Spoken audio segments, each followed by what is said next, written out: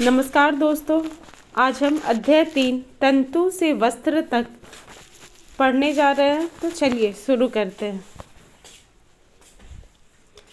पहेली और बूझो ने अपने स्कूल में आयोजित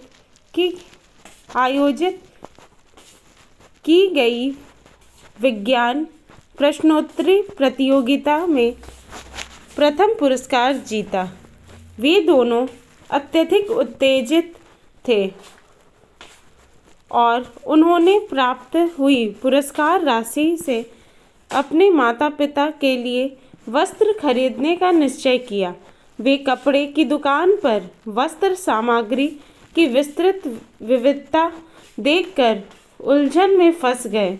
दुकानदार ने उन्हें यह समझाया कि कुछ कपड़े अथवा वस्त्र सूती है तो कुछ संश्लिष्ट है। इसके पास ऊनी मफलर तथा शॉल भी है। दुकान में बहुत सी रेशमी साड़ियाँ भी थी। पहेली तथा बूझो अत्यधिक उत्तेजित दिखाई दे रहे थे। उन्होंने इन विभिन्न कपड़ों को स्पर्श किया और उनके बारे में जानकारी प्राप्त की। अंत में उन्होंने एक ऊनी मफलर तथा एक सूती साड़ी खरीदी। कपड़े की दुकान का भ्रमण करने के पश्चात पहेली और बूझो ने अपने आसपास में विभिन्न प्रकार के वस्त्रों को ध्यान से देखना आरंभ कर दिया। उन्होंने यह देखा कि बेडशीट, कंबल, पर्दे, मेजपोश, तौलिया और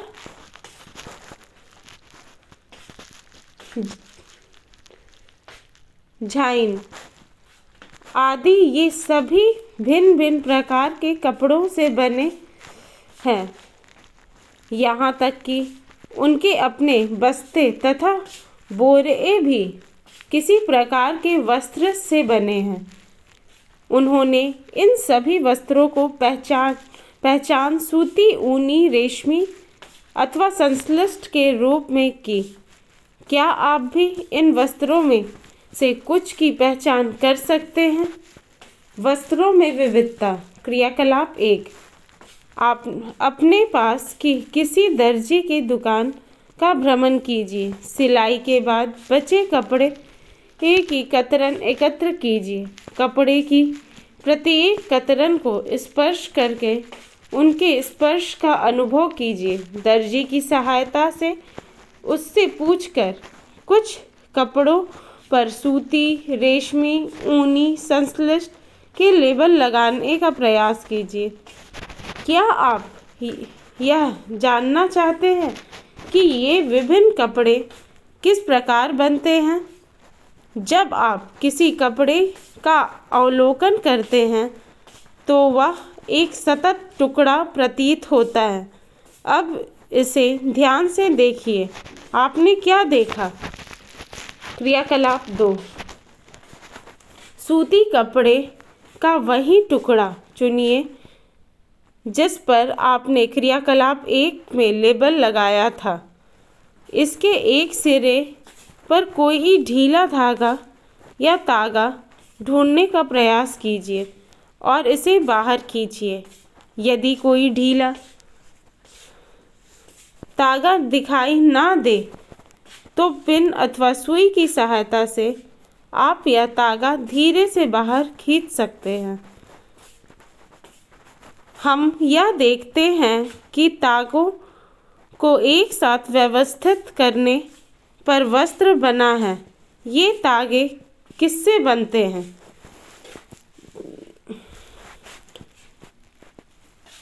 3.2 तंतु। क्रियाकलाप 3। किसी सूती कपड़े के टुकड़े से कोई तागा बाहर निकालिए। इस तागे के टुकड़े को मेज पर रखिए। इस तागे के टुकड़े के एक सिरे को अपने अंगूठे से दबाइए। तागे के दूसरे सिरे को इनकी लंबाई के अनुदिश चित्र 3.4 में दर्शाए अनुसार अपने नाखून से खरोचिए। क्या आप इस सिरे पर यह देखते हैं कि तागा पतली लड़ियों में विखंडित हो रहा है? सुई में तागे को पिरोने का प्रयास करते समय भी आपने ऐसा ही परीक्षण किया होगा। कई बार तागे का यह सिरा कुछ पतली लड़ियों से में पृथक हो जाता है। ऐसा होने पर तागे को सुई के नाके से गुजारना कठिन हो जाता है। तागे की ये दिखाई देने वाली पतली लड़ियाँ भी और अधिक पतली लड़ियों से मिलकर बनी होती है, जिन्हें तंतु कहते हैं। वस्त्र तागों से मिलकर बनते हैं तथा तागे भी आगे तंतुओं से मिलकर बने होते हैं। ये तंतु कहाँ से आते हैं? कुछ वस्त्रों जैसे सूती, जूट, रेशमी तथा ऊनी के तंतु पादपों तथा जंतुओं से प्राप्त होते हैं। इन्हें प्राकृतिक तंतु कहते हैं। रुई और जूट पादपों से प्राप्त होने वाले तंतुओं के उदाहरण हैं।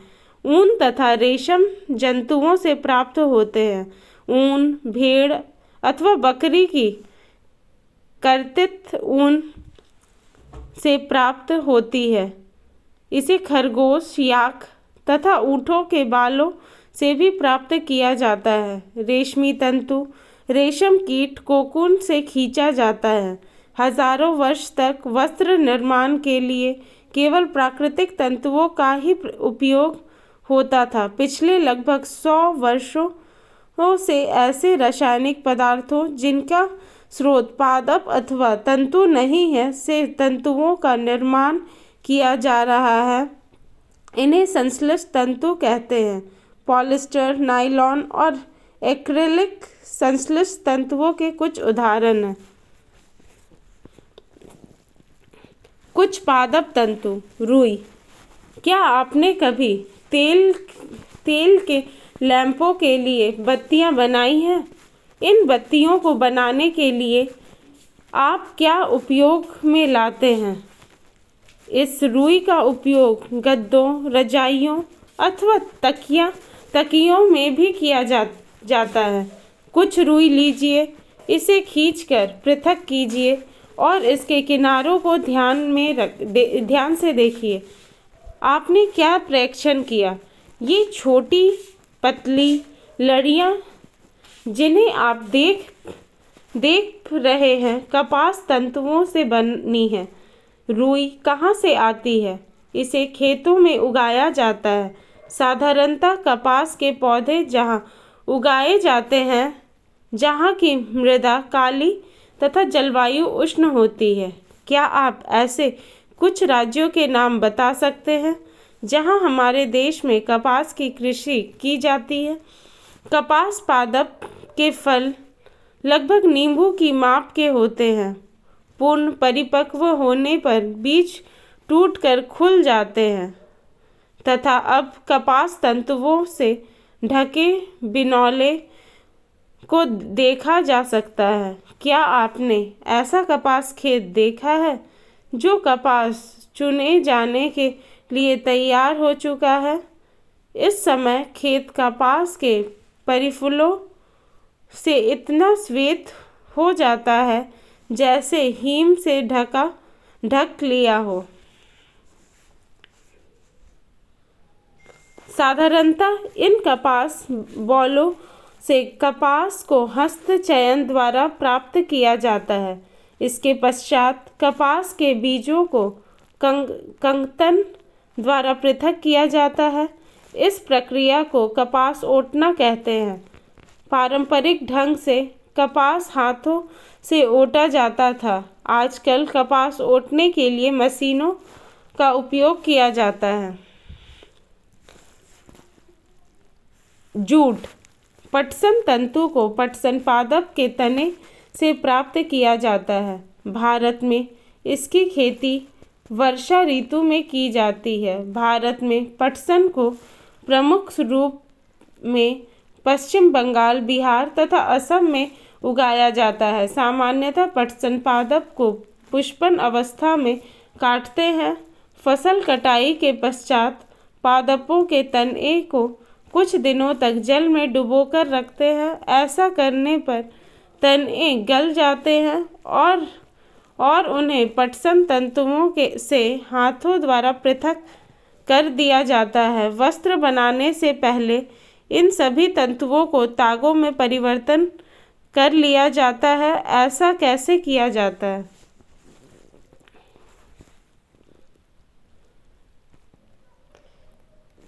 सूती तागे की कताई। आप स्वयं सूती तागा बनाने का प्रयास कर सकते हैं। क्रियाकलाप 4।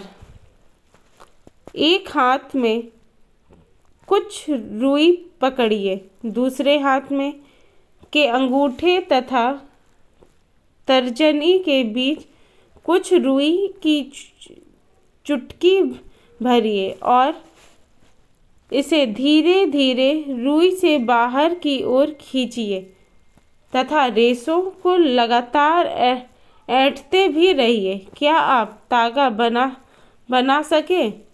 रेशों से तागा बनाने की प्रक्रिया को कताई कहते हैं। इस प्रक्रिया में रुई के एक पुंज से रेशों को खींचकर ऐंठते हैं। ऐसा करने से रेशे पास पास आ जाते हैं और तागा बन जाता है। कताई के लिए एक सरल युक्ति हस्त तकवा का उपयोग किया जाता है, जिसे तकली कहते हैं। हाथ से प्रचलित कताई में उपयोग होने वाली एक अन्य युक्ति चरखा है। चरखे के उपयोग को राष्ट्रपिता महात्मा गांधी ने स्वतंत्रता आंदोलन के एक पक्ष के रूप में लोकप्रियता प्रदान की थी। उन्होंने लोगों को हाथ कते ताकों से बुने वस्त्र को पहनने तथा ब्रिटिश की मिलों में बने आयातित कपड़ों का बहिष्कार करने के लिए प्रोत्साहित किया था। खादी के प्रचलन को बढ़ावा देने के लिए भारत सरकार ने 1956 में एक संगठन का निर्माण किया, जिसे खादी एवं ग्रामोदय आयोग कहते हैं। वृहद पैमाने पर तागों की कताई का कार्य कताई मशीनों की सहायता से किया जाता है। कताई के पश्चात तागों का उपयोग वस्त्र बनाने में किया जाता है। तागे से वस्त्र बनाने की कई विधियां हैं। इनमें दो प्रमुख विधियां बनाई तथा बंधाई है। बुनाई।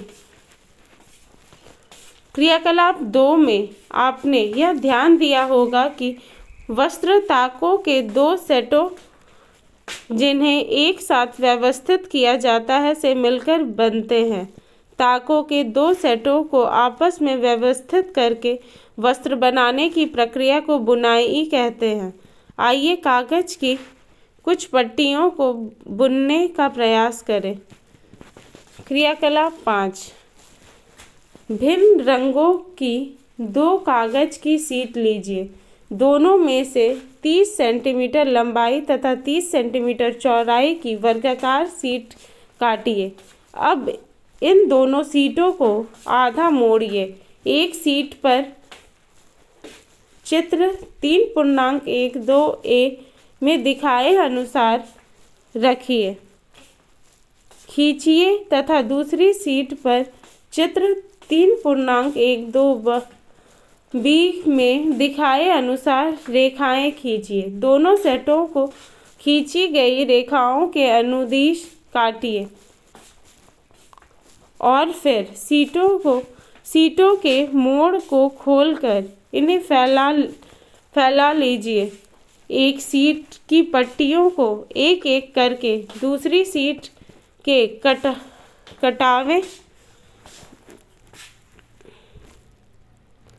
कटावे से चित्र 3.12c में दिखाए अनुसार बुनिए। चित्र 3.12d में पट्टियों के बुनने के पश्चात का नमूना दिखाया गया है।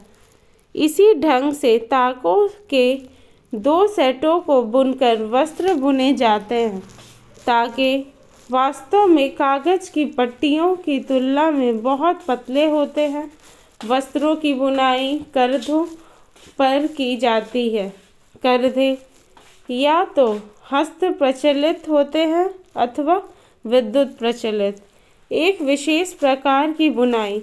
क्या कभी आपने यह ध्यान से देखा है कि स्वेटर किस प्रकार बुने जाते हैं? इनकी बुनाई में किसी एकल तागे का उपयोग वस्त्र के एक टुकड़े को बनाने में किया जाता है। क्या आपने कभी किसी फटे हुए मोजे के किसी तागे को खींचकर देखा है? जब आप ऐसा करते हैं तब क्या होता है? एकल तागा लगातार खींचता चला जाता है तथा वस्त्र उड़ता जाता है। मोजे और बहुत सी अन्य पहनने की वस्तुएं ऐसी बुनाई द्वारा बने वस्त्रों से बनाई जाती है। इस प्रकार की बुनाई हाथों से तथा मशीनों द्वारा भी की जाती है। दोनों प्रकार की बुनाई का उपयोग विभिन्न प्रकार के वस्त्रों के निर्माण में किया जाता है। इन वस्त्रों का उपयोग पहनने की विविध वस्तुओं को बनाने में होता है।